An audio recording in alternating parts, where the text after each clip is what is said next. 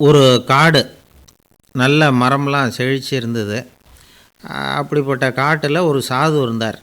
அவர் எப்படின்னா எப்பவும் ஒரு மரத்தடியில் உட்காந்துருப்பார். ஏன்னா அவருடைய இருப்பிடமே அதுதான். அவர் என்ன பண்ணுவார், 3 கல் வச்சுருந்தார். செங்கல் மாதிரி இருக்கும், ஆனால் அதை விட கொஞ்சம் பெருசாக இருக்கும். எதுக்கு அந்த 3 கல்லுன்னா அதுதான் அவருடைய படுக்கை. அதாவது தூங்குறப்ப ஒரு கல்லை தலைக்கு கீழே வச்சுக்குவார், இன்னொரு கல்லை இடுப்புக்கு கீழே வச்சுக்குவார், இன்னொரு கல்லை காலுக்கு கீழே வச்சுக்குவார். உடம்பை வந்து அப்படியே ஒரு தகட்டால் மூடிக்குவார், அப்படியே தூங்கி போடுவார். மழை பெய்யுதுன்னு வச்சுங்க, அவர் உடம்பு வந்து 3 கல் மேலே இருக்குதா, அதனால் தண்ணி வந்து அடியில் ஓடி போடும், உடம்பு நனையாது.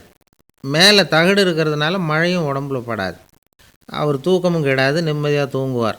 பகலில் அந்த 3 கல்லையும் ஒரு சேர ஒரு அடுப்பு மாதிரி வச்சு அது மேலே உட்காந்துக்குவார். அதனால் பாம்பு பூச்சி எதுவும் அவரை வந்து தொந்தரவு பண்ணுறதில்ல. அது பாட்டுக்கு நகர்ந்து போயிடும். அவர் பாட்டுக்கு நிம்மதியாக இருப்பார்.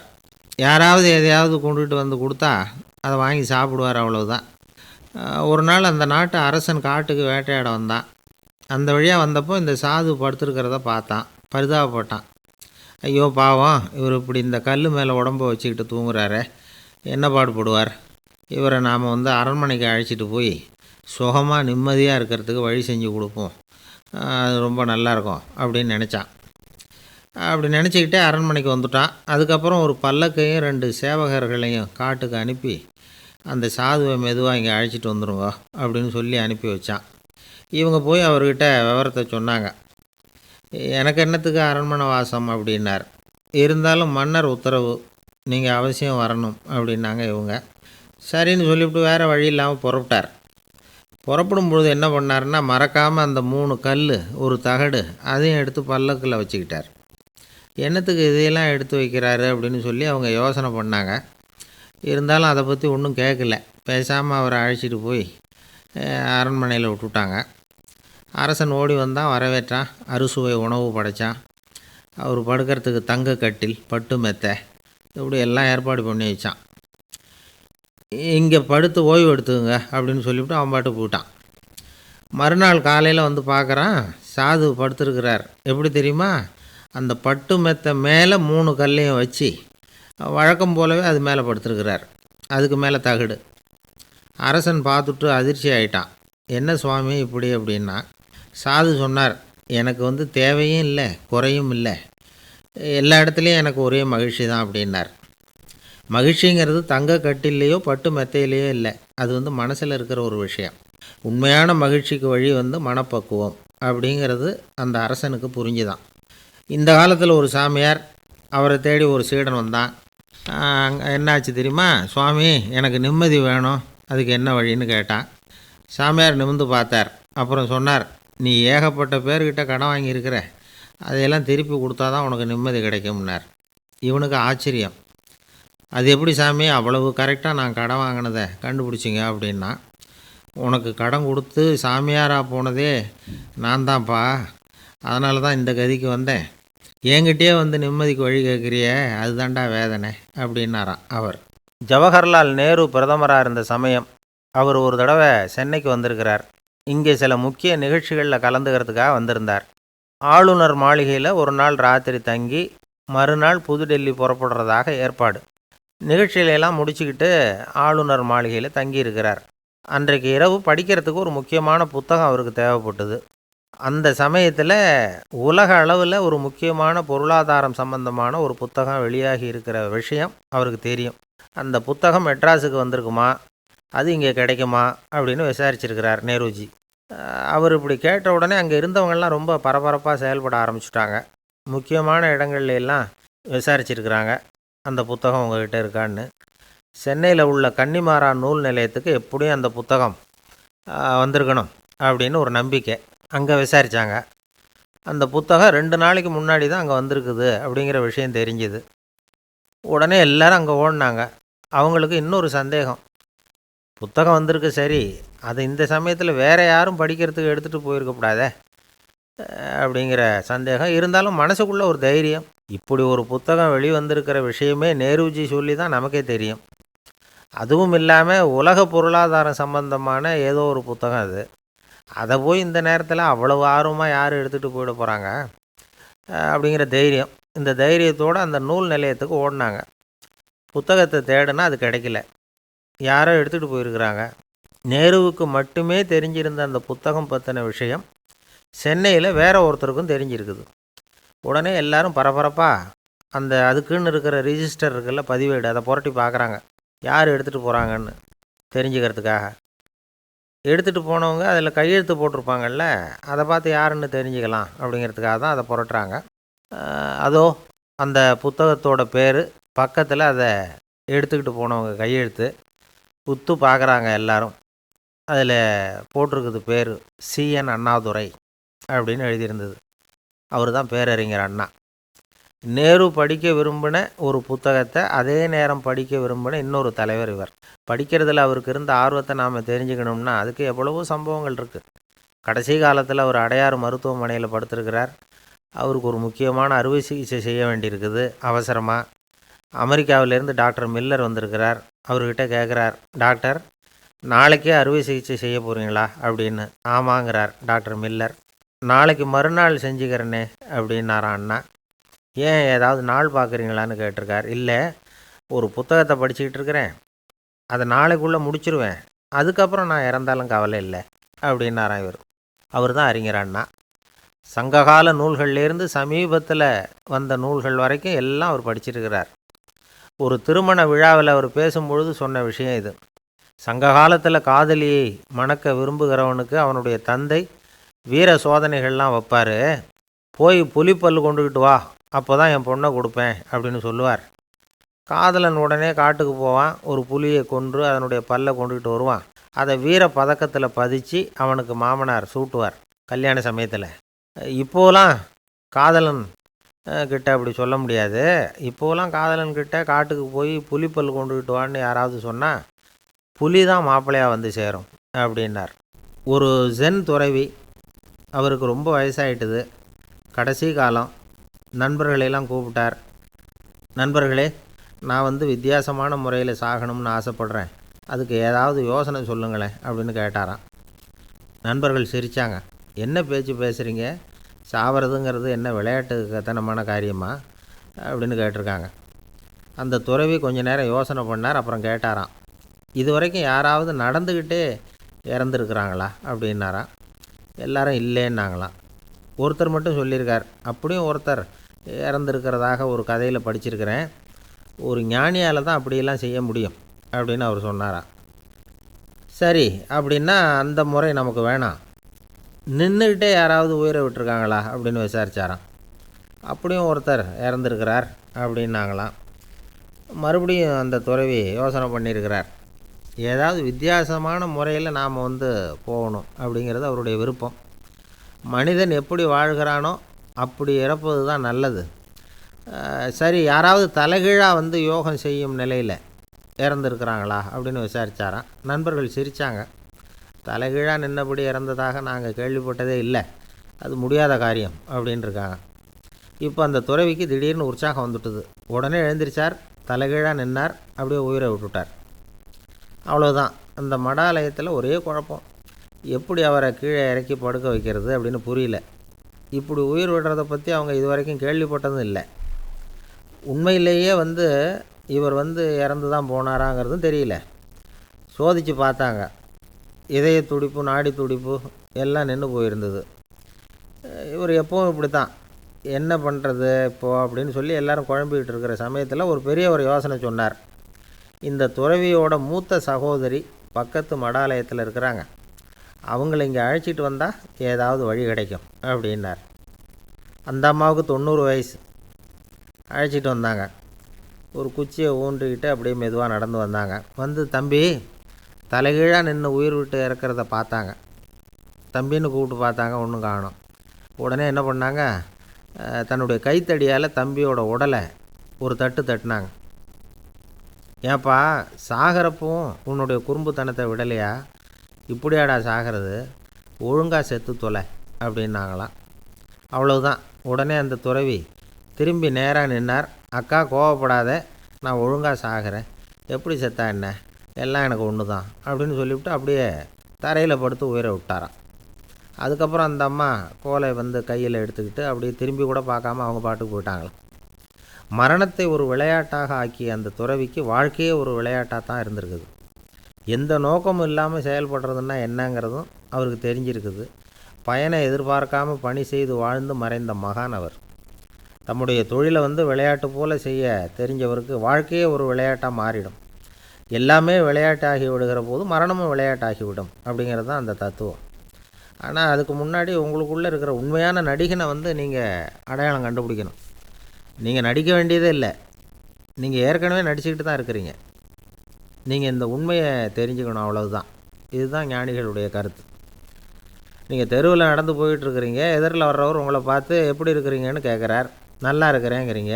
உண்மையிலேயே நாம் நல்லா இருக்க மாட்டோம், ஏதாவது உடம்புல கோளாறு இருக்கும். ஆனால் அப்படி சொல்லுவோம் நல்லா இருக்கிறேன் அப்படின்னு. அது நடிப்பு தானே. உங்களை சந்தித்ததில் ரொம்ப மகிழ்ச்சி அப்படின்னு சொல்கிறோம். உடனே கொஞ்சம் நிதானமாக யோசித்து பாருங்கள், உண்மையிலேயே உங்கள் மனசு மகிழ்ச்சி அடைஞ்சுட்டுதா? அது நடிப்பு தானே. வாழ்க்கையை சரியாக புரிஞ்சுக்கிட்டால் எல்லாமே நடிப்புங்கிறது புரியும். கல்யாண பத்திரிக்கை அனுப்பியிருந்தேனே, ஏன்டா வரலன்னு கேட்டான் ஒருத்தன். வந்திருந்தேனே அப்படின்னானா இவன். டேய், ஏன்டா போய் சொல்கிற, நான் பத்திரிக்கையே உனக்கு அனுப்பலையே அப்படின்ட்டுருக்கான் அவன். அதுக்கு இவன் சொன்னானா, பத்திரிக்கை அனுப்புனேன்னு நீ போய் சொல்கிறப்போ கல்யாணத்துக்கு வந்தேன்னு நான் போய் சொல்லக்கூடாதா அப்படின்னானா. ஒரு காடு, அங்கே புத்தர் அவர் பாட்டுக்கு நடந்து போய்கிட்டே இருக்கிறார். அவருக்கு பின்னாடி ஒரு குரங்கு, அதுவும் தொடர்ந்து வந்துக்கிட்டே இருக்குது. புத்தர் திரும்பி பார்த்தார். குரங்கு அப்படியே குதித்து உயர எழும்பி ஒரு கிளையில் போய் உக்காந்துது. ஏன் இப்படி பண்ணுறேன்னு கேட்டார் புத்தர். என்னை சாதாரணமாக நினைக்க வேணாம், நான் வந்து மகாமந்தி, என்னால் எல்லாம் முடியும், முடியாதுங்கிற வார்த்தையே என்னுடைய அகராதியில் கிடையாது, என்ன வேணும்னாலும் செய்வேன் அப்படின்னுது. அப்படின்னா ஒரு பந்தயம் வச்சுக்கலாமான்னார் இவர். வச்சுக்கலாமேன்னுது. வேற ஒன்றும் இல்லை, இப்போ நீ மேலே எழும்பி அந்த கிளையில் உட்காந்தது மாதிரி அங்கேருந்து தாவி என் உள்ளங்கையில் வந்து உட்காரணும், அவ்வளவுதான் அப்படின்னார். அப்படி உட்காந்துட்டா என்ன பரிசு அப்படின்னு கேட்டது அது. சொர்க்கத்தில் இருக்கிற மாமன்னன் மரகத சக்கரவர்த்தியை என்னோட வந்து இருக்கும்படியாக கூப்பிட்டுக்கிறேன். அந்த சமயத்தில் அவருடைய அரியணை வந்து அங்கே காலியாகிடும், நீ அதில் போய் உட்காந்துக்கலாம். பந்தயத்தில் தோத்துட்டா ஒரு கல்ப காலம் இந்த பூமியில் வாழ வேண்டியிருக்கும், அதுக்கு பிறகு தான் என்கிட்ட வர முடியும், என்ன சொல்கிற அப்படின்னார். குரங்குக்கு தாவறது ஒரு பெரிய காரியமா?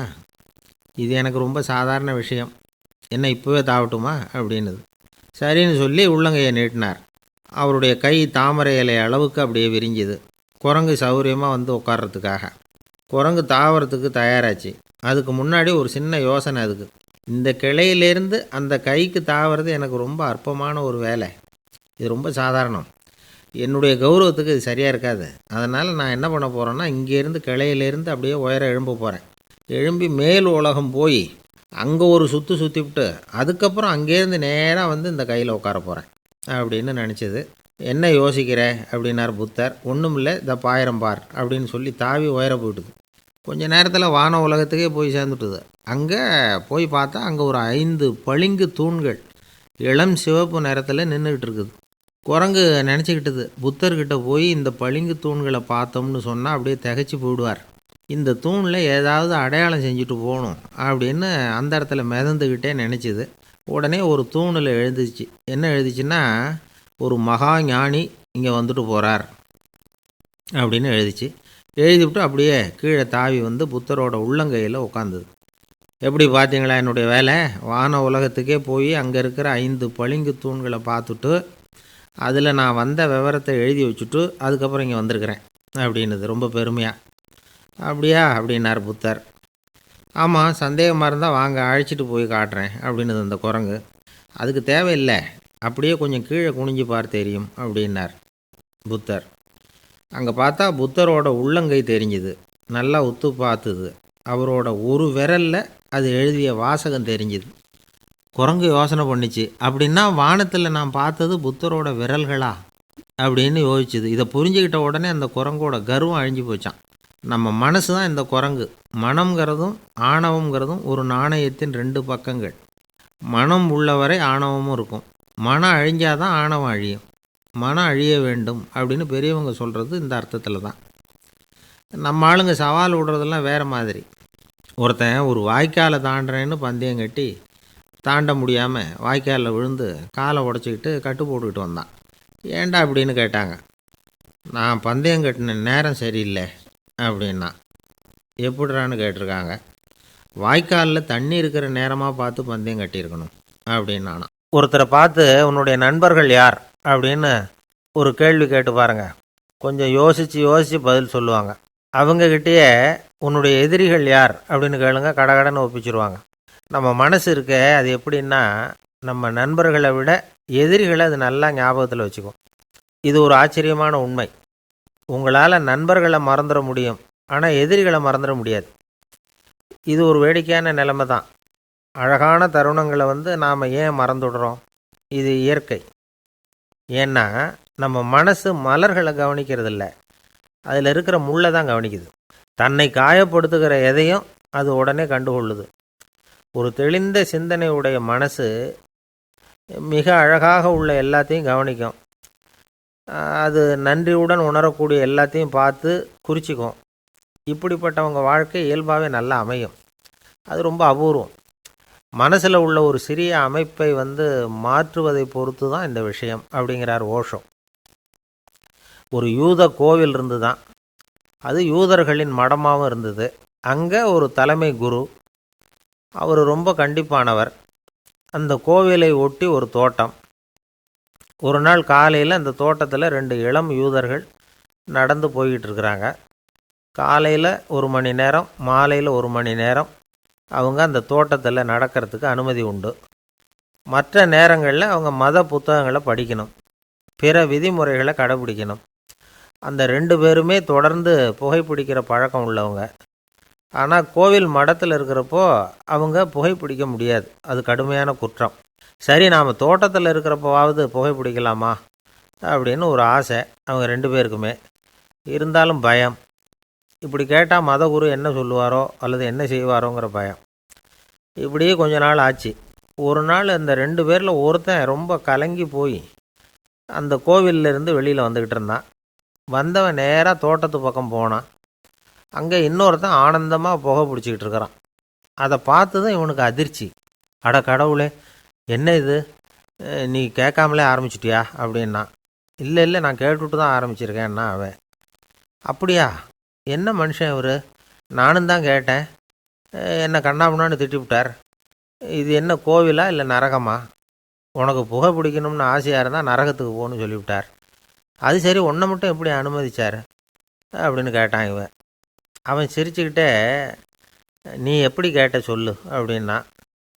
நாம் இந்த தோட்டத்துக்கு வர அனுமதிக்கப்பட்டிருக்கிறதே ஜபத்துக்காகத்தானே, அதனால் நான் ஜபம் சொல்லும் பொழுது புகை பிடிக்கலாமா அப்படின்னு கேட்டேன். அதுக்கு தான் அவர் சத்தம் போட்டு என்னை அடிக்கவே வந்துட்டார் அப்படின்னா இவன். நீ ஒரு மாதிரியாக கேட்டிருக்க, நான் வேறு மாதிரியாக கேட்டிருக்கிறேன்.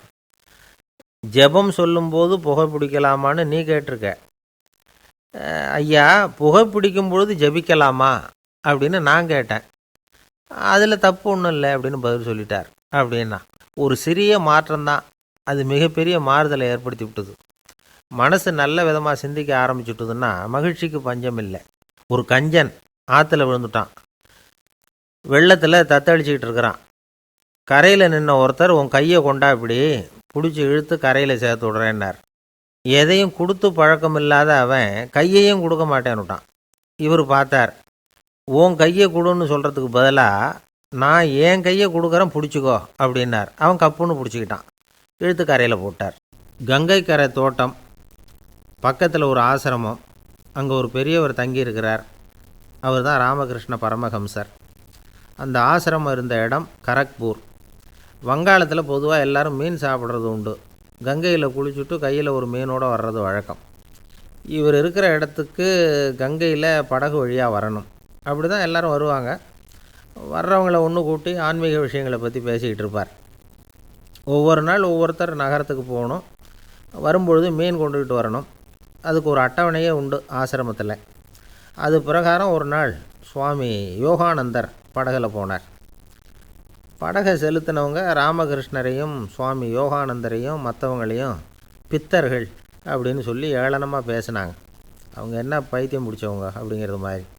சுவாமி யோகானந்தருக்கு ரொம்ப மென்மையான இதயம். இவங்க இப்படி கண்ணாபின்னான்னு பேசுகிறத பார்த்தா மீனை வாங்கிட்டு திரும்புகிறப்போ என்ன நடக்குமோ அப்படிங்கிற பயம் வேறு வந்துட்டுது அவருக்கு. அவ்வளவு மென்மையானவர். இதை தெரிஞ்சுக்கிட்ட ராமகிருஷ்ணர், யோகானந்தா இங்கே வா அப்படின்னு கூப்பிட்டார். இவர் கண்ணீரை தொடச்சிக்கிட்டே கிட்ட போனார். சொன்னார், ஐயா, படகு ஓட்டுறவங்க உங்களை பற்றி மோசமாக பேசுகிறாங்க. என்ன திட்டினா பரவாயில்ல, ஆனால் உங்களை அவங்க திட்டுறாங்க, அதை என்னால் தாங்கிக்க முடியல அப்படின்னார். இதை கேட்டதும் ராமகிருஷ்ணருக்கு கோபம் வந்துட்டு தான். என்னது, உன்னுடைய குருவை பற்றி அவங்க மோசமாக பேசும்பொழுது நீ சும்மா இருந்தியா? வெளியில் போ அப்படின்னு விட்டார். குரு நிந்தனை செய்கிறப்போ அதை கேட்டுக்கிட்டு சும்மா இருக்கலாமா? குரு நிந்தனையை கேட்டால் பாவம் இல்லையா? என்னை தூற்றும்போது அவங்க பாவம் செய்கிறாங்க, அதை கேட்டுக்கிட்டு நீ சும்மா இருந்தால் நீயும் பாவம் செய்கிற அப்படின்னாராம். அடுத்த நாள் சுவாமி நிரஞ்சனானந்தர் போக வேண்டிய நாள். இவர் படகுல போகும்பொழுதும் அதே மாதிரி நடந்து தான். அவங்க மோசமாக பேச ஆரம்பித்தாங்க, திட்ட ஆரம்பித்தாங்க. அப்படி கேலி பண்ண ஒருத்தனை இவர் என்ன பண்ணார், பலார்னு கன்னத்தில் அரைஞ்சிட்டார். இன்னொருத்தனை கங்கையில் தூக்கி எறியறதுக்கும் தயாராகிட்டார். அதுக்கப்புறம் அவங்க யாரும் வாயை திறக்கலை. மீன் வாங்கிட்டு வர்றப்பவும் படகுல ஒரே அமைதி. அவ்வளவு பயம் அவங்களுக்கு. ராமகிருஷ்ணர் கூப்பிட்டு விசாரித்தார் என்ன நடந்ததுன்னு.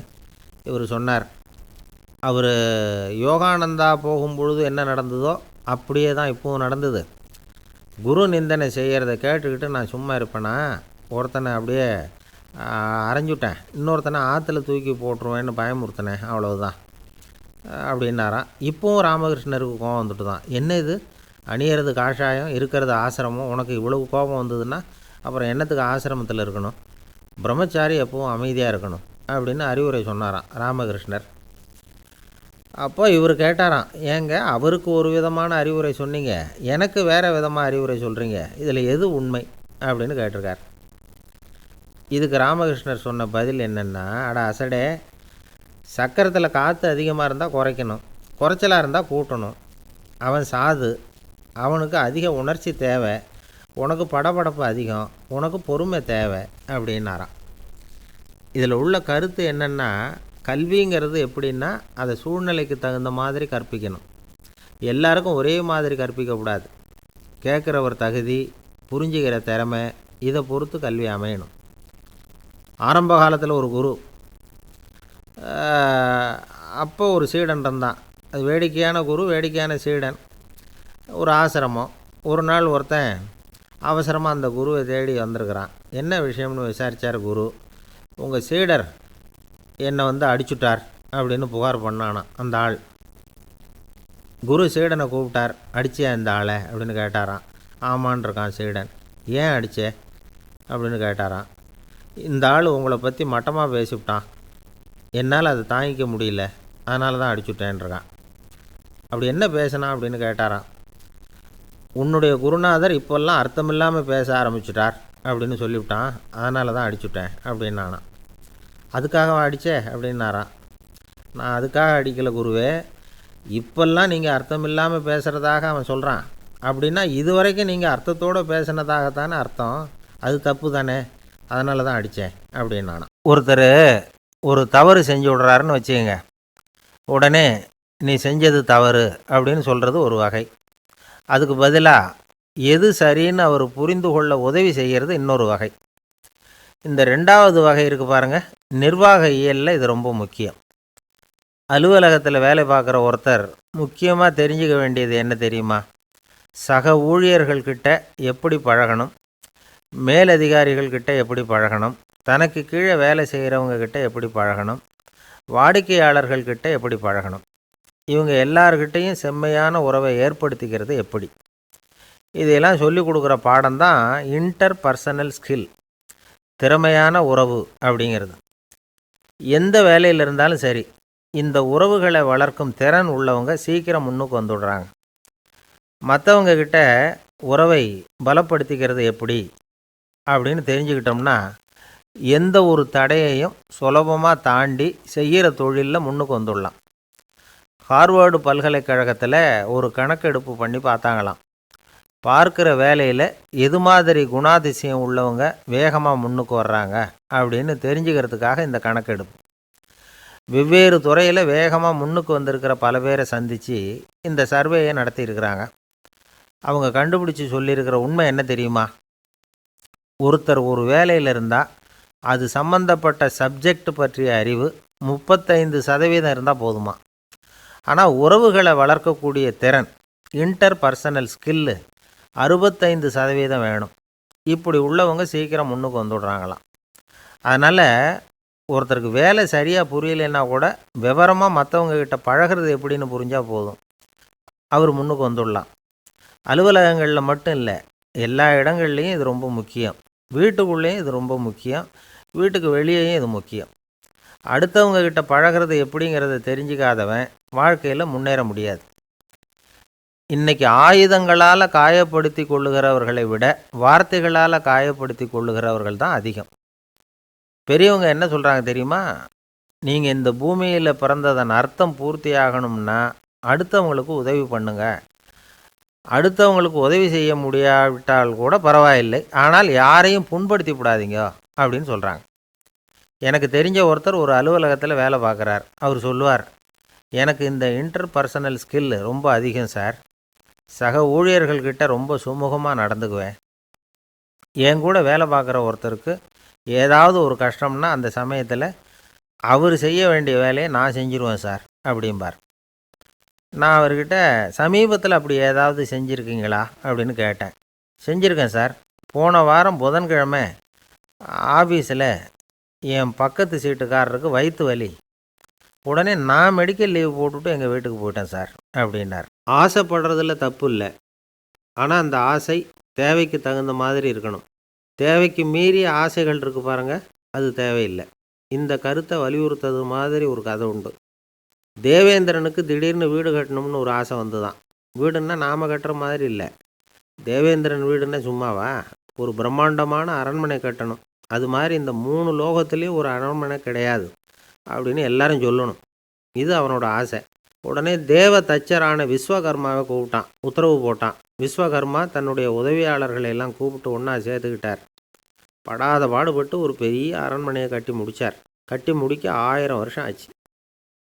தேவேந்திரன் வந்து பார்க்குறான். அவனுக்கு திருப்தி ஏற்படலை. என்னுடைய அந்தஸ்துக்கு இது ரொம்ப சாதாரணமான கட்டிடம், இதை விட இன்னும் பெருசாக கட்டு அப்படின்னா. தேவ தச்சர் திணறி போயிட்டார். அவரால் அதுக்கு மேலே எதுவும் செய்ய முடியல. என்ன பண்ணுறதுன்னு யோசனை பண்ணார். நேராக நாரதர் காலில் போய் விழுந்தார். நீங்கள் தான் என்னை இந்த பிரச்சனையிலேருந்து காப்பாற்றணும்னார். நாரதர் யோசனை பண்ணார். சரி கவலைப்படாதேன்னார். நேராக இந்திரன்கிட்ட போனார். இந்திரன் வந்து நாரதரை பார்த்த உடனே வாங்கன்னு கூட்டிகிட்டு போய் அரண்மனையை காட்டினான். இது மாதிரி ஒரு அரண்மனையை நீங்கள் வேறு எங்கேயாவது பார்த்துருக்குறீங்களா அப்படின்னு ரொம்ப பெருமையாக கேட்டான். நான் பார்த்ததில்லை, ஆனால் என்னை விட வயசில் மூத்தவர் மகரிஷி லோமேசர், அவர் ஒரு வேளை பார்த்துருக்கிறாரா என்னமோ அப்படின்னார். உடனே அவரை மனசில் நினச்சி தியானம் பண்ணினார். அடுத்த கணம் லோமேசர் அங்கே வந்தார். இடையில் ஒரு சின்ன துண்டு, கையில் ஒரு கமண்டலம், தலையில் ஒரு பாய், அவ்வளவுதான் அவர்கிட்ட இருந்தது. எதுக்காக தலையில் இந்த பாய் அப்படின்னு கேட்டான் இந்திரன். என்ன மாதிரி அற்ப ஆயுள் உள்ள ஒரு ஜீவன் தனியாக வீடு கட்டிக்கிட்டு திண்டாடணுமா? இந்த பாய் தான் ஒரு வீடு மாதிரி எனக்கு நிழல் கொடுக்குது அப்படின்னார் அவர். என்னது, உங்களுக்கு வந்து அவ்வளவு கொஞ்சமான ஆயுளா அப்படின்னு ஆச்சரியத்தோடு கேட்டான் இந்திரன். ஆமாம், இதை பாரு, என்னுடைய மார்பில் ஒரு பொற்காசு அளவுக்கு ரோமம் உதிர்ந்துட்டுது. எப்போ என் உடம்புல உள்ள எல்லா ரோமமும் உதிர்ந்துருமோ அப்போ என்னுடைய ஆயுள் முடியும் அப்படின்னார். எப்போ அந்த ரோமங்கள் பூரா உதிரும்னு கேட்டான் இவன். ஒரு பிரம்மா மறைஞ்சதும் ஒரு ரோமம் உதிரும். என் உடம்புல உள்ள ரோமங்களின் எண்ணிக்கை எவ்வளவோ அவ்வளவு பிரம்மாக்கள் தோன்றி அவங்க ஆயுள் முடியும் பொழுது என் உடம்புல உள்ள ரோமங்கள் பூரா உதிரும் அப்படின்னார். அப்படின்னா ஒரு பிரம்மாவோட ஆயுள் எவ்வளவு காலம்னு கேட்டான். ஒரு பிரம்மாவுக்கு 100 தேவ வருஷம். ஒவ்வொரு தேவ வருஷத்துக்கும் 365 தேவ நாள்.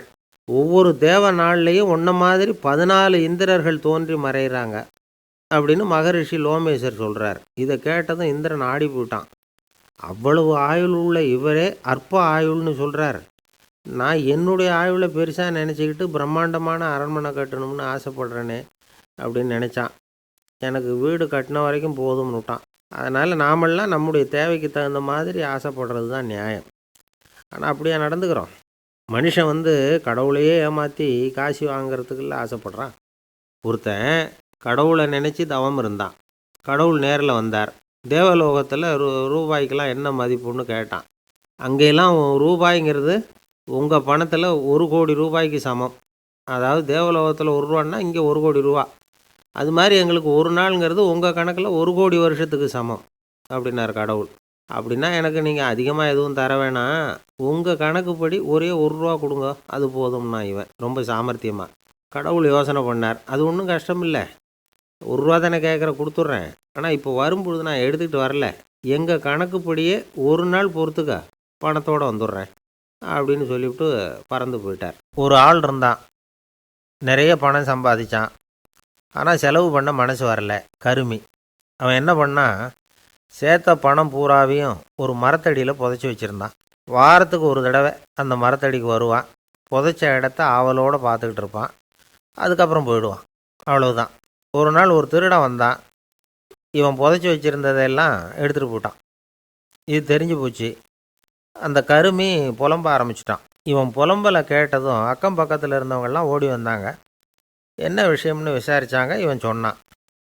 ஒரு பெரியவர் கேட்டார், ஏப்பா வாரம் வந்து இந்த இடத்த பார்க்குறதாக சொன்னியே, எப்போவாவது இதில் இருக்கிற பணத்தை எடுத்து செலவு பண்ணியிருக்கியா அப்படின்னு கேட்டார்.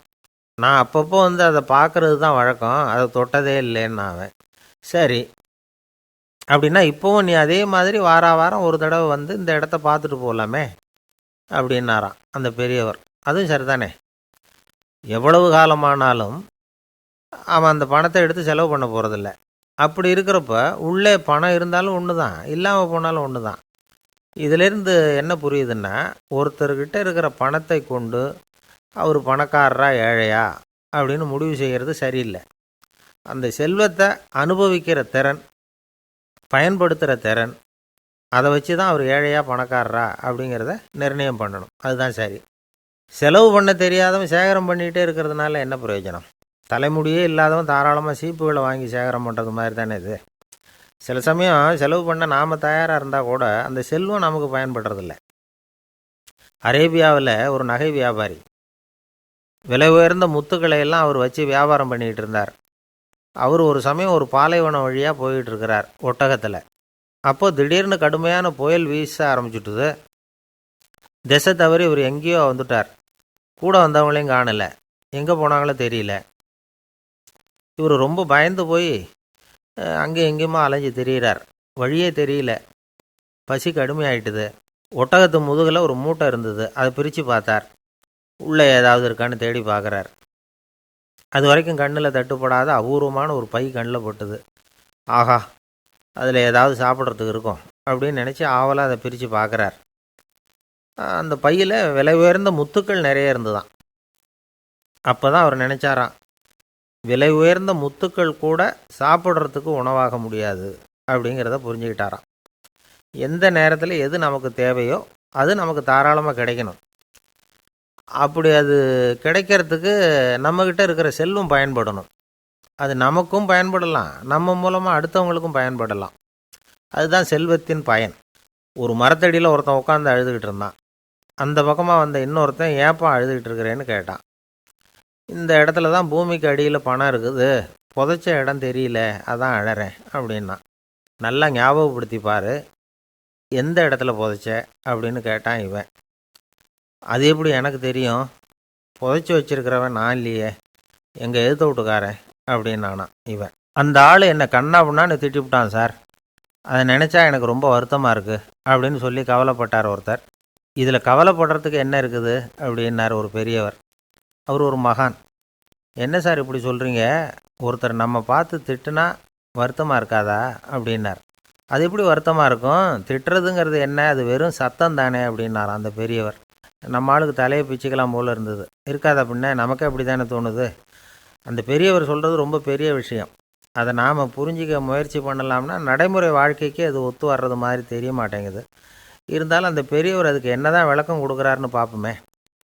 ஒரு ரயில் போயிட்டுருக்கு, அதில் ஒரு சாது போயிட்டுருக்கார். அந்த ரயில் வந்து அவர் ஹரித்வாரம் போயிட்டுருக்கார். அவர் ரயிலில் ஏகப்பட்ட கூட்டம். நம்ம ஊர் ரயில் கேட்க வேணும், டிக்கெட் வாங்கிட்டு கொஞ்சம் பேர், வாங்காத கொஞ்சம் பேர். அது என்னத்துக்கு அனாவசியமாக டிக்கெட் அப்படிங்கிற நினப்பில் பாதி பேர். இந்த கூட்டத்துக்கு மத்தியில் அந்த சாதுவும் போயிட்டுருக்கிறார். உட்கார்றதுக்காக இருந்த இடத்துல ஒரு ஆள் படுத்துருக்கிறான், கொஞ்சம் முரட்டு ஆசாமி. அவன் கால் பக்கத்தில் கொஞ்சோண்டு இடம் பாக்கி இருந்தது. அந்த இடத்துல இந்த சாது உட்காந்துருந்தார். மெதுவாக உட்காந்துக்கிட்டார் போய். ஆனால் அந்த ஆள் ராத்திரி பூரா இவரை காலால் உதச்சிக்கிட்டே இருக்கிறான். அது இவருக்கு ரொம்ப அவமானமாக பட்டுது. அதனால் துக்கம் ஏற்பட்டுது. இருந்தாலும் அதை ஒரு மாதிரியாக சகிச்சுக்கிட்டே இவர் வந்து சேர்ந்தார். பொழுது விடிஞ்சுது. அந்த சாது ஹரித்வார் வந்து சேர்ந்தார். அங்கே ஒரு பெரிய ஞானியை சந்தித்தார். ராத்திரி ரயிலில் அந்த ஆள் உதைச்சதையும் அதனால் தனக்கு ஏற்பட்ட துக்கத்தையும் இந்த சாது அந்த ஞானிகிட்ட சொன்னார். சொல்லிவிட்டு, ஏன் சுவாமி, எனக்கு துக்கம் ஏற்பட்டதே அது தப்பா அப்படின்னு கேட்டார். தவறு தான்னார் அந்த ஞானி. உனக்கு இன்னமும் தேக அபிமானம் போகலைங்கிறது தான் அது காட்டுது. அஷ்டாவக்கிரர் என்ன சொல்கிறார் தெரியுமா? உண்மையான ஞானி யாராவது தன்னை வந்தனை செய்தால் அதற்காக சந்தோஷப்பட மாட்டார், யாராவது நிந்தனை செய்தால் அதற்காக வருத்தப்பட மாட்டார் அப்படின்னு சொல்கிறார். நிந்தனைங்கிறது ஒரு ஒலி தான். தேகாபிமானம் இருக்கிற வரைக்கும் இந்த ஒலி நம்மளை வந்து வேதனைப்படுத்தும். நான் தேகம் இல்லை, ஆத்மா அப்படிங்கிற நினைவு இருந்தால் இந்த ஒலி நம்மளை பாதிக்காது. மனு என்ன சொல்கிறார் தெரியுமா? ஒரு சாதகன் பாராட்டுதலை விஷம்னு நினச்சி பயப்படணும், அவமானத்தை அமிர்தம்னு நினச்சி சந்தோஷப்படணுங்கிறார். அவமானப்பட்டால் கவலைப்படாமல் எப்படி இருக்க முடியும் அப்படின்னு தான் நமக்கு தோணும். அதனால தான் நம்மளில் யாரும் இதுக்கு உதாரணமாக யாரையும் காட்ட முடியல. புத்தரையும் கபீரையும் உதாரணமாக காட்டுறாங்க. அவங்களுக்கெல்லாம் அவமானம் ஏற்பட்டப்போ கவலையே படலையாம். புத்தரை வந்து அவமானப்படுத்தணுங்கிறதுக்காக கௌசாம்பி ராணி ஒரு இளம் பெண்ணை கொலை பண்ணி சடலத்தை புத்தர் குடிசைக்கு முன்னாடி போட சொன்னார். போட்டாங்க. புத்தர் தான் அந்த பொண்ணை கெடுத்து கொலை பண்ணிவிட்டாருன்னு எல்லாரும் நினச்சாங்க. ஆனால் புத்தர் இதை பற்றி கவலையே படலை. அப்புறமா உண்மை தெரிஞ்சதும் புத்தர் புகழ் இன்னும் அதிகமாயிட்டுது. ஒரு பெரிய சபையில் ஒரு மோசமான பொண்ணு நுழைஞ்சி தனக்கும் கபீருக்கும் சம்பந்தம் உண்டுன்னு சொன்னார். கபீர் கவலைப்படலை. அவங்க மாதிரியெல்லாம் நாமளும் இருக்க கற்றுக்கணும். நிந்தனை, அபகீர்த்தி, அவமானம் எல்லாம் ஆண்டவன் கொடுக்குற பிரசாதம்னு நினைக்கணும் அப்படின்னு சொல்கிறார் அந்த ஞானி. இதை கேட்ட இந்த காலத்து ஆசாமி ஒருத்தர், நான் கூட அப்படி தான் சார், யாராவது அவமானப்படுத்தினா கவலைப்பட மாட்டேன். நேற்று கூட ஒருத்தர் என்ன பலார்னு அரைஞ்சுட்டார், நான் கொஞ்சம் கூட கவலைப்படலை, பேசாமல் வந்துட்டேன்னார். ஏன் அப்படி வந்துட்டீங்க அப்படின்னு. அவர் அரைஞ்சதுலேயும் ஒரு அர்த்தம் இருந்தது, அதனால தான் அப்படி வந்துட்டேன்னார். ஏன் அரைஞ்சாருன்னு கேட்டேன். 10 வருஷத்துக்கு முன்னாடி 15 ரூபா அவர்கிட்ட கடன் வாங்கினேன், அதை கேட்டு கேட்டு பார்த்துட்டு கடைசியாக தான் அரைஞ்சார் அப்படின்னார். ஆண்டவனுடைய பிரசாதம் இவருக்கு அடிக்கடி கிடைக்கும் போல இருக்கு. ஒரு சின்ன பையன் வந்தான். அவனை பார்த்து ஒரு கேள்வி கேட்டோம். ஏன்ப்பா உங்கள் வீட்டில் அம்மா புத்திசாலியா அப்பா புத்திசாலியா அப்படின்னு. அவன் அலட்சியமாக நம்மளை பார்த்து சிரிக்கிறான். என்ன சார் இது, இந்த காலத்தில் இது கூட தெரியாமல் இருக்கிறீங்களே அப்படிங்கிறான். ஒரு சின்ன பையன் நம்மளை பார்த்து இப்படி கேட்டு விட்டானே அப்படின்னு நினைக்கிறப்போ நமக்கு ஒரு மாதிரி ஆகிடும். அதுக்கப்புறம்தான் இந்த தாத்தா பாட்டிலாம் சொல்கிற ஒரு கதை ஞாபகத்துக்கு வந்தது. அது என்ன கதை தெரியுமா? ஒரு ஊரில் ஒரு அம்மாவும் பிள்ளையும் இருந்தாங்களாம். அந்த மகனுக்கு திடீர்னு தேசாந்திரம் போய் வரணும்னு ஆசை வந்துட்டுது. ஊராக போய் சுற்றி பார்க்கணுங்கிற ஆசை. அந்த அம்மாவுக்கு இது பிடிக்கல. மகனை பிரிஞ்சு இருக்கிறதுக்கு அவங்க மனசு இடம் கொடுக்கல. வேணாப்பான்னு சொல்லி பார்த்தாங்க, அவன் கேட்கல. திடீர்னு புறப்படவும் செஞ்சுட்டான். சரி, இனிமேல் அவனை தடுக்க முடியாதுன்னு முடிவு பண்ணிக்கிட்டாங்க அந்த அம்மா. இருந்தாலும் புத்திசாலித்தனமாக ஒரு யோசனை பண்ணாங்க. மகனை கிட்டத்தில் கூப்பிட்டாங்க. அவங்ககிட்ட சொன்னாங்க, இதை பாருப்பா, நீ தேசாந்திரம் போகிறதுன்னு தீர்மானம் பண்ணிவிட்ட, அதை நான் தடுக்கலை, போயிட்டு வந்துடும். ஆனால் போகிறதுக்கு முன்னாடி எனக்கு ஒரு வாக்குறுதி கொடுத்துட்டு போ அப்படின்னாங்க. போகிறப்போ ராத்திரியாக இருந்தாலும் பகலாக இருந்தாலும் சரி, புளிய மரத்து நிழலில் தான் தங்கணும். திரும்பி வர்றப்போ இரவும் பகலும் நீ வந்து வேப்ப மரத்து நிழல்லே தங்கணும் அப்படின்னாங்க. சரி, அப்படியே செய்கிறேன்னு சொல்லி வாக்குறுதி கொடுத்தான் பையன். புறப்பட்டு போனான்.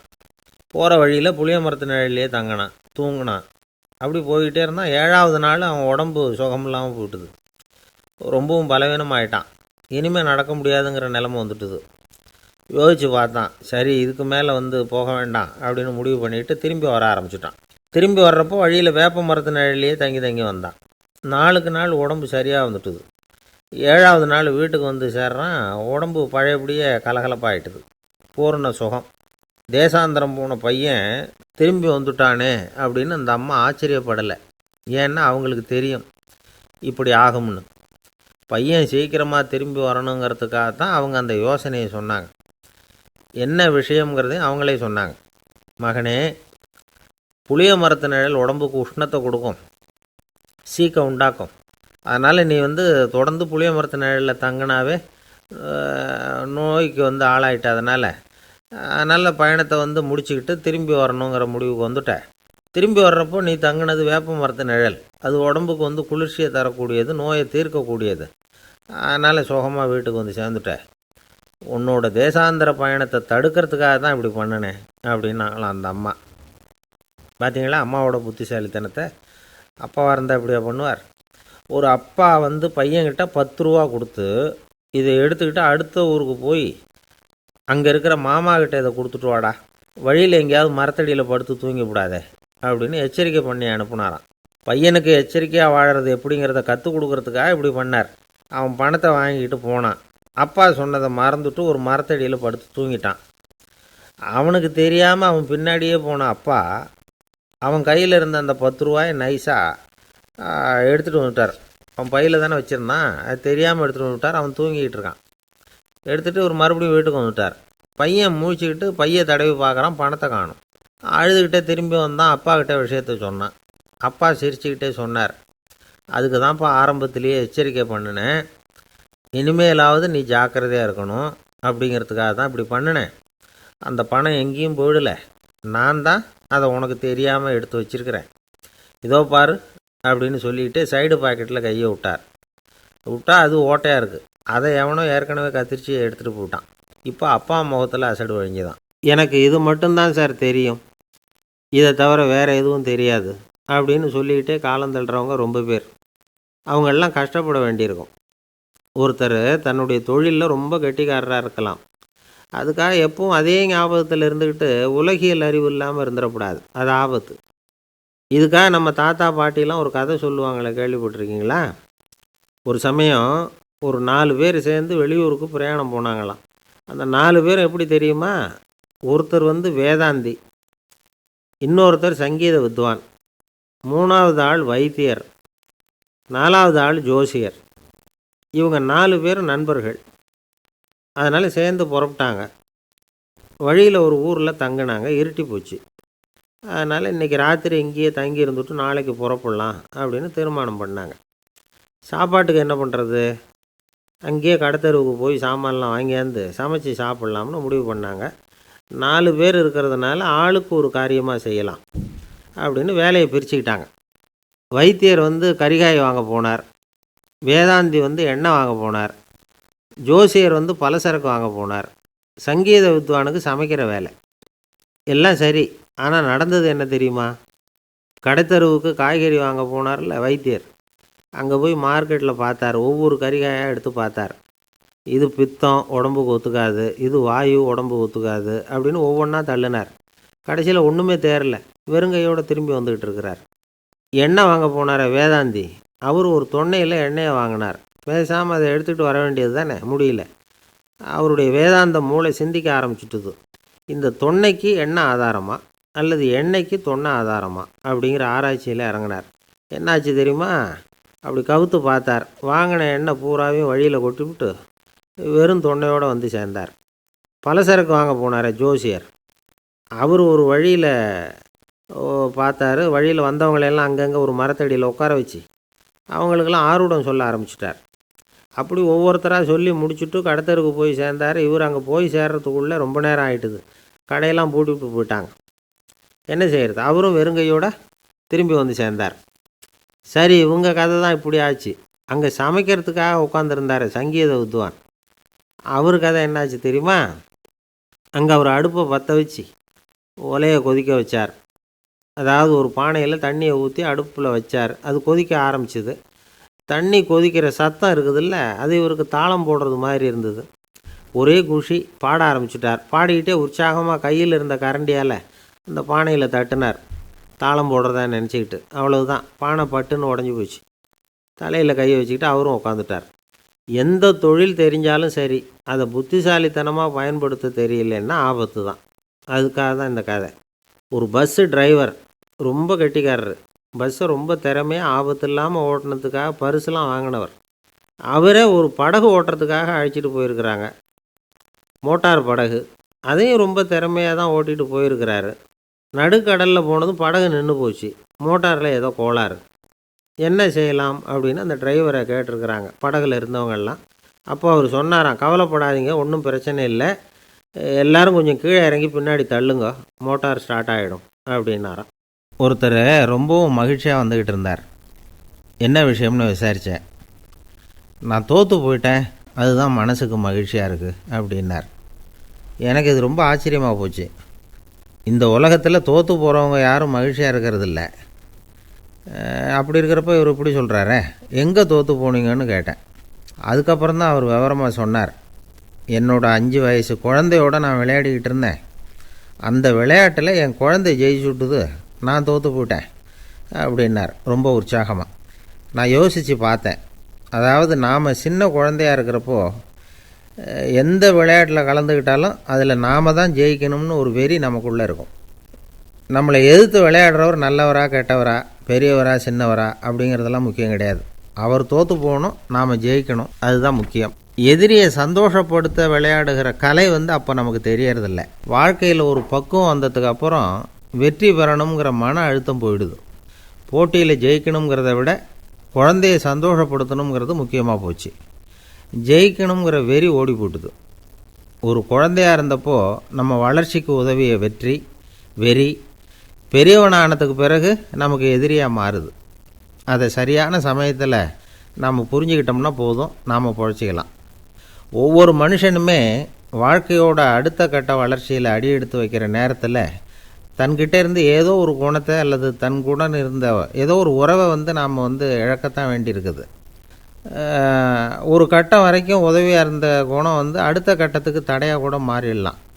இந்த பரிமாண மாற்றத்துக்கு உள்ளாகிற ஒவ்வொருத்தரும் பிரத்யட்சமாக இதை உணர்கிறாங்க. ஆனால் பல பேர் எப்படின்னா பழசை திறந்துவிட்டு புதிய கொள்கைகளை உருவாக்கிக்கிறதுக்கு இஷ்டம் இல்லாமல் இருந்துவிடுறாங்க, அல்லது அப்படி செய்ய முடியாமல் தவிக்கிறாங்க. இதையெல்லாம் மீறி அந்த பழசை திறந்துட்டா அதை இழந்ததால் உண்டாகிற மன அழுத்தம் சில காலத்துக்கு வருத்திக்கிட்டு தான் இருக்கும், வேறு வழி இல்லை. ஆரோக்கியமான ஒரு முன்னேற்றத்துக்காக அந்த மன அழுத்தத்தை தாங்கிக்கத்தான் வேணும் அப்படிங்கிறாரு அந்த உலக புகழ்பெற்ற மேதை ஒருத்தர், இந்த ஸ்காட் பெக் அப்படிங்கிறவர். பிறந்த நாள் முதல் இதுதான் சரி அப்படின்னு கற்பிக்கப்பட்டு வந்த ஒவ்வொரு தத்துவத்தையும் தங்களுடைய வளர்ச்சிக்கு தகுந்த மாதிரி மாற்றி அர்த்தப்படுத்தி கொள்ள முடியாமல் வாழ்க்கை சூழலில் அப்படியே அரைப்பட்டு தூளாகிறவர்கள் தான் ரொம்ப தவிக்கிறாங்களாம். இதுதான் அவருடைய கருத்து. பெரும்பாலும் மனிதர்களுடைய நடுத்தர வயசில், அதாவது 30 தாண்டுகிற சமயத்தில் தான் இந்த தவிப்பு உண்டாகுதான். இதை தான் மேற்கத்திய நாடுகளில் அடிக்கடி மிட் லைஃப் கிரைசிஸ் அப்படின்னு சொல்கிறாங்க. அப்பப்போ பழசையெல்லாம் தொலைச்சி விட்டு புதுசாக பிறக்கிறதுக்கு கற்றுக்கணும். ஒவ்வொரு நிமிஷத்தையும் அந்த நிமிஷத்துக்கு ஏற்ற சித்தாந்தம் கொண்டவர்களாக சந்திப்போம் அப்படிங்கிறார் அந்த உளவியல் நிபுணர். இப்படி பழகிக்கிட்டால் வாழ்க்கை இன்பமயம், இல்லைன்னா தவிப்பு மயம்தான். பழசை தொலைக்க முடியாதவர்களில் எத்தனையோ பேர் உண்டு, எத்தனையோ ரகம் உண்டு. அதில் வேடிக்கையான நண்பர்களும் உண்டு. ஒருத்தர் நண்பர் வீட்டுக்கு போனார். அவர் ஏதோ இனிப்பு பலகாரம் கொடுத்து சாப்பிட சொல்லியிருக்கிறாங்க அவங்க வீட்டில். இவர் சாப்பிட்டு பார்த்துட்டு சொன்னாராம், சார் 6 மாதத்துக்கு முன்னாடி ஒரு தடவை இங்கே வந்தேன், அப்போது ஒரு இனிப்பு பலகாரம் கொடுத்தீங்க, அது இதை விட நல்லா இருந்தது சார் அப்படின்னாராம். அப்போ செஞ்ச அதே இனிப்பு பலகாரம் தான் சார் இதுவும் அப்படின்னாராம் அவர். காசியில் இருக்கிற கடவுள் காசி விஸ்வநாதர், அங்கே இருக்கிற தேவி காசி விசாலாட்சி. இவங்க 2 பேரும் ஒரு நாள் பேசிக்கிட்டு இருந்தப்போ கடவுள் சொன்னார், இந்த மனிதர்களை நாம் ரொம்பவும் நம்பிக்கையோடு தான் படைச்சிருக்கிறோம், இருந்தாலும் அவங்களுக்கு தான் நம்பிக்கை இல்லை, எதுலேயும் ஒரு உண்மையான நம்பிக்கை இல்லாமல் வாழ்ந்துக்கிட்டு இருக்கிறாங்க அப்படின்னார். என்ன அப்படி சொல்கிறீங்க? அதை பாருங்கள், எவ்வளவு பேர் காசியை தேடிட்டு கங்கையில் குளிச்சுக்கிட்டு இருக்கிறாங்க, அவங்களெலாம் நம்பிக்கை இல்லைன்னா இவ்வளவு தூரம் தேடிட்டு இங்கே குளிப்பாங்களா அப்படின்னு நாங்கள் தேவி. சரி, அதை சோதித்து பார்க்கலாம் அப்படின்னு 2 பேரும் முடிவு பண்ணிக்கிட்டாங்க. உடனே ஒரு திட்டம் போட்டாங்க. அது எப்படின்னா, நாம் 2 பேருமே பக்தர்கள் மாதிரி உருவத்தை மாற்றிக்கிட்டு கங்கை கரைக்கு போக வேண்டியது. நான் கங்கையில் இறங்கி குளிக்கிறேன், கொஞ்ச நேரத்தில் சுழலில் மாட்டிக்கிட்டது மாதிரி நடிக்கிறேன், நீ உடனே கரையிலிருந்து சத்தம் போடு, என்னோடய வீட்டுக்காரரை யாராவது காப்பாற்றுங்களேன்னு சத்தம் போடும். அதோடு இன்னொன்று சொல்லு, யாராவது ஒரு புண்ணிய ஆத்மா அவர்கிட்ட போய் அவருடைய முடியை பிடிச்சி இழுக்கணும். அப்படி ஒரு சாபம் இருக்குது எங்களுக்கு. புண்ணிய ஆத்மா, அதாவது எந்த பாவமும் செய்யாத இல்லாத ஒருத்தர் தான் அவரை காப்பாற்ற முடியும். அப்படிப்பட்டவங்க யாராவது வெள்ளத்தில் குதித்து என்னுடைய கணவரை காப்பாற்றுங்கோ அப்படின்னு நீ சத்தம் போடு, கூச்சல் போடு, என்ன நடக்குதுன்னு பார்க்கலாம் அப்படின்னார் கடவுள். சரின்னு சொல்லி 2 பேருமா சாதாரண பக்தர்கள் மாதிரி கங்கை கரைக்கு வந்து சேர்ந்தாங்க. அவர் இறங்கி குளித்தார். திட்டம் போட்டது மாதிரியே சுழலில் மாட்டிக்கிட்டது மாதிரி கத்துனார். கரையில் இருந்த அந்த அம்மா, ஐயோ என் கணவரை காப்பாற்றுங்களேன், யாராவது காப்பாற்றுங்களேன்னு கத்துனாங்க. பல பேர் ஓடி வந்தாங்க. உடனே இவங்க, பாவம் இல்லாத புண்ணிய ஆத்மா ஒருத்தரால் தான் என்னுடைய கணவர் காப்பாற்றப்படணுங்கிறது விதி, அப்படி ஒரு சாபம் இருக்குது, அதனால் புண்ணிய ஆத்மா யாராவது அவர்கிட்ட போய் அவர் முடியை பிடிச்சி தூக்குனா அவரை காப்பாற்றி கொள்ளலாம் அப்படின்னாங்க. இவங்க இப்படி சொன்னதும் எல்லாரும் திகைச்சு போய் நின்றுட்டாங்க. ஒவ்வொருத்தருக்கும் அவங்க செஞ்ச பாவம்லாம் ஒவ்வொன்றா ஞாபகத்துக்கு வர ஆரம்பிச்சுட்டுது. சரி, இதுக்கு நாம லாயக்கு இல்லை அப்படின்னு சொல்லி ஒதுங்கி போக ஆரம்பிச்சிட்டாங்க எல்லாம். இந்த சமயத்தில் யாரோ ஒருத்தர் வேகமாக ஓடி வந்தார். ஆற்றுல குதித்தார். அவர்கிட்ட போனார், முடியை பிடிச்சார், தூக்குனார், அவரை காப்பாற்றி கரைக்கு கொண்டுட்டு வந்துட்டார். அப்படி காப்பாற்றின அந்த ஆளை இவங்க 2 பேரும் தனியாக கூப்பிட்டுக்கிட்டு ஒரு மண்டபத்துக்கு வந்துட்டாங்க. வந்து விசாரிக்கிறாங்க. நீ யாரப்பா அப்படின்னு கேட்குறாங்க. ஏதும் தெரியாத மாதிரி. நான் இந்த ஊர் அன்ன சத்திரத்தில் வேலை செய்கிற ஒரு சமையல்காரன் அப்படிங்கிறார். நீ வந்து கங்கையில் குளிக்கிறது உண்டான்னு கேட்டிருக்காங்க. நான் இந்த ஊர்லேயே தான் இருக்கிறேன், இருந்தாலும் தினமும் கங்கையில் குளிக்கிறது இல்லை, எப்போவாவது ஒரு நாள் அங்கே குளிப்பேன் அப்படின்னார். கங்கையில் மூழ்கி எழுந்திரிச்சா பாவம்லாம் தொலையும்னு சொல்கிறாங்க. அப்படி இருக்கிறப்போ அங்கே இன்றைக்கி கங்கையில் குளிச்சுக்கிட்டு இருக்கிறவங்கெல்லாம் தங்களை வந்து புண்ணிய ஆத்மாவா நினைக்கல. கங்கையில் குளிக்காத நீ உன்னை வந்து புண்ணிய ஆத்மாவா நினச்சி என்னை காப்பாற்ற வந்திருக்கிற, அது எப்படி அப்படின்னு கேட்டார். அதுக்கு அந்த ஆள் சொல்கிறான், கங்கையில் குதித்ததுக்கு அப்புறம் தானே உங்களை காப்பாற்ற போகிறோம். அப்படி குதிக்கும் பொழுது என்னுடைய பாவம்லாம் போயிருக்கும்ல, நான் புண்ணிய ஆத்மாவாக ஆயிருப்பேனே, அதனால தான் துணிஞ்சு வந்து உங்களை காப்பாற்றினேன் அப்படின்னா. கடவுளும் தேவியும் அவனுக்கு வந்து காட்சி கொடுத்தாங்களாம். இப்படி ஒரு கதை உண்டு. அதாவது கங்கையில் குளிச்சுக்கிட்டு இருக்கிறவங்களுக்கே தங்களுடைய பாவம் போகுங்கிற நம்பிக்கை பரிபூர்ணமாக இல்லை. குளிக்காத ஒருத்தனுக்கு அந்த நம்பிக்கை இருந்தது. அதனால் அவனால் கடவுளை பார்க்க முடிஞ்சுது. கடவுளை வந்து நாமளும் பார்க்க முடியுமா முடியாதா அப்படிங்கிற குழப்பம்லாம் நமக்கு வேண்டியதில்லை. நம்பிக்கையோடு வாழணுங்கிற உண்மையை மட்டும் இந்த கதையிலேருந்து புரிஞ்சுக்கிட்டால் போதும். ஏன்னா இந்த கதையை கேட்டுட்டு ஒரு நண்பன் குதர்க்கமாக ஒரு கேள்வி கேட்டான். ஏன் சார், கங்கையில் குளித்தா பாவம் போயிடும்னு சொல்கிறீங்களே, நான் எனக்கு வேண்டாத ஒருத்தனை அழைச்சிட்டு போய் கங்கையிலேயே தள்ளி விட்டுட்டு அதுக்கப்புறம் அங்கேயே முழுக்க போட்டுட்டு நான் செஞ்ச பாவத்தை வந்து அதுலேயே கழுவி விட்டுட்டு மறுபடியும் உங்ககிட்ட வந்துடுறேன்னு வச்சுக்கோங்க, நீங்கள் என்னை வந்து புண்ணிய ஆத்மான்னு ஏற்றுக்குவீங்களா அப்படிங்கிறான். ஆள் கொஞ்சம் அசந்தான் நம்மளே அங்கே அழைச்சிட்டு போனாலும் போயிடுவான். காசி மாநகரத்தை பிரம்மதத்தன் அப்படிங்கிற ராஜா ஆட்சி பண்ணிட்டு வந்தார். அவர் ஒவ்வொரு வருஷமும் ஒரு திருவிழா நடத்துறது வழக்கம். எல்லா தேசத்திலிருந்தும் எல்லா வகையான ஜனங்களும் அதில் வந்து கலந்துக்குவாங்க. ஒரு சமயம் அது மாதிரி விழா நடந்துக்கிட்டு இருந்தது. வைகுண்டத்திலேருந்து தேவலோகத்திலேருந்து நிறைய தேவகுமாரர்கள்லாம் காசி நகருக்கு அப்போது வந்திருந்தாங்க.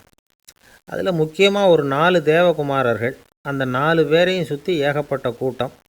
அப்படி என்ன விசேஷம் அவங்கக்கிட்ட அப்படின்னா, மற்றவங்களை விட அவங்க முகம் அழகாக இருந்ததா அப்படி பார்த்தா அப்படியும் இல்லை.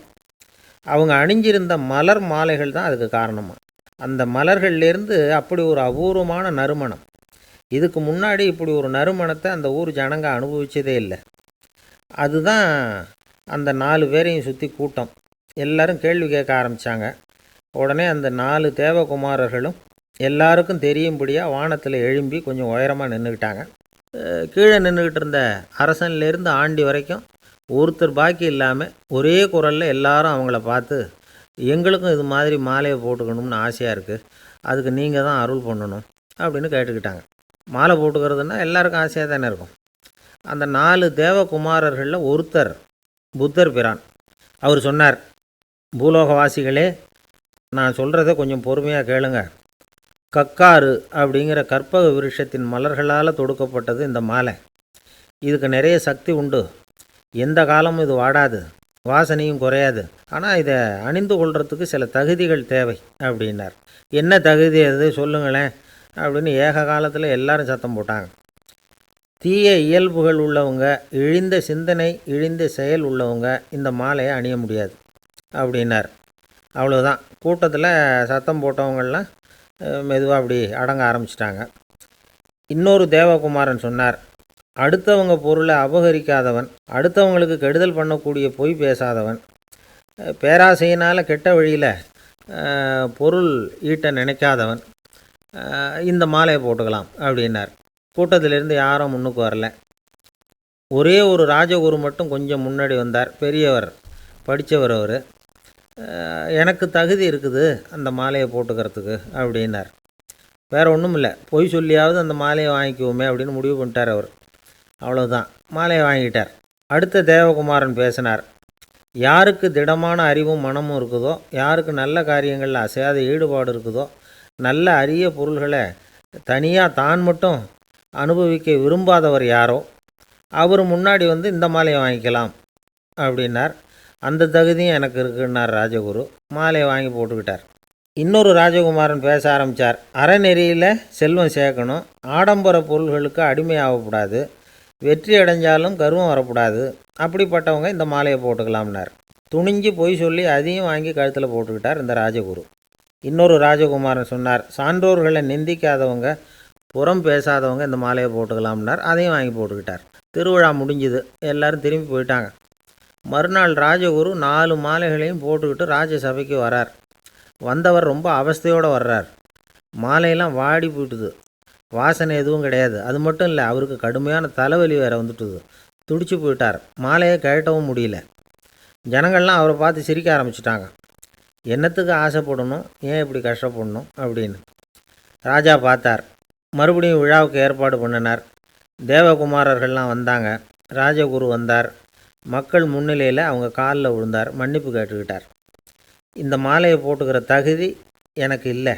தகுதி இல்லாத ஒருத்தன் தகாத தகுதியை பொய் மூலம் பெறணும்னு ஆசைப்படுறாங்களே, அவங்களுக்கெல்லாம் என்னுடைய தண்டனை ஒரு எச்சரிக்கையாக இருக்கட்டும்னார். அதுக்கப்புறம் தேவகுமாரர்கள் அவர் கழுத்தில் இருக்கிற மாலையை கழட்டினாங்களாம்.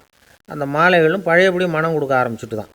இதுலேருந்து நாம் தெரிஞ்சுக்க வேண்டியது என்னென்னா, நமக்கு தகுதி இல்லாத ஒரு கௌரவம் நம்மக்கிட்ட தானாக வந்தால் கூட அதை தவிர்த்து விடுறது தான் நல்லது. அதுதான் புத்திசாலித்தனம். ஒருத்தர் வந்தார். சார், எங்கள் இலக்கிய மன்ற விழாவுக்கு நீங்கள் தலைமை தாங்கணும்னார். உடனே இவர் சொன்னார், பேச்சாளர், சார், இலக்கியத்தை பற்றி பேசுகிற தகுதி எனக்கு இல்லையே அப்படின்னார். உடனே அவர் கூப்பிட வந்தவர் சொன்னார், அந்த தகுதி உங்களுக்கு இல்லைங்கிறது எங்களுக்கும் தெரியும் சார், அதனால தான் உங்களை தலைமை தாங்க கூப்பிட்றேன் அப்படின்னார். அது சரி, தலைமைன்னா அதுக்கு இவர் என்ன தான் அர்த்தம் பண்ணுறாருன்னு தெரியல.